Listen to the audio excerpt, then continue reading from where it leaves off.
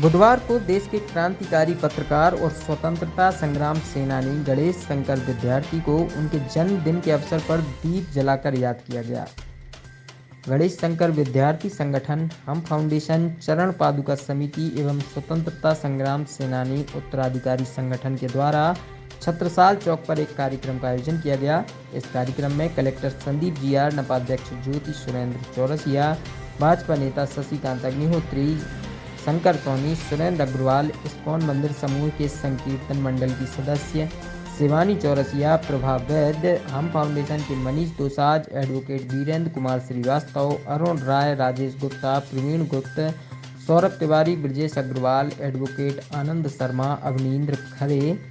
रमेश चौरसिया आदि मौजूद रहे। गणेश विद्यार्थी जी, सबसे पहले मैं इनको भावभीनी श्रद्धांजलि लेना चाहती हूँ। ये बहुत बड़े साहित्यकार थे और पत्रकार थे। इन्होंने अंग्रेज़ों के समय में इनके लिए इनके अपोजिट अखबार निकाला था, तो इनको मतलब इनका अखबार उन्हें नहीं चलने दिया था। लेकिन जब ये पत्रकारिता में ये पीछे रह गए, तो अपने यहाँ जब पहली गोली चली तो अपने यहाँ का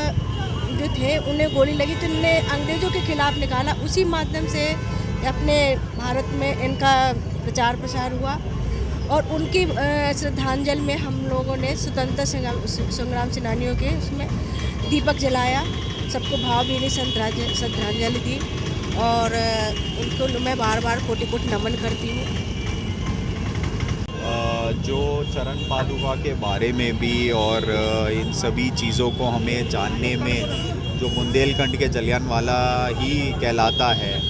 उसके बारे में जो हम सबको परिचित करने वाले या अवलोकन जो हमें समझाइश देने वाले, एक तरीके से इस सभी का नॉलेज ही हमें उनसे मिला। तो उनके आज पुण्यतिथि के दिवस आज का ये कार्यक्रम रखा गया, दीप प्रज्वलन किया गया आज के मुख्य चौराहे पे और उनको श्रद्धांजलि दी गई और उन सारे